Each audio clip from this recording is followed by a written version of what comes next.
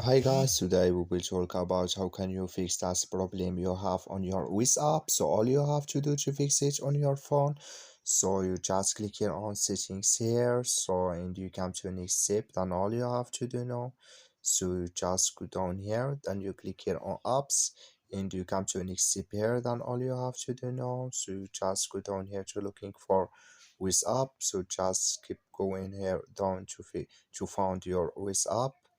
So we will go to found it here in this list. When you found it, you just click on it like this, then it's going to take you to this zip here like you see now. Then you just click here on force stop and you click here on OK, and you go down here, you click here on storage, and you come to a next step here, and you just click here on clear cache. Then all you have to do now, so you just restart your phone, then it's going to work with you. So that's all you have to do. Thank you for watching. Don't forget to support us by like and subscribe.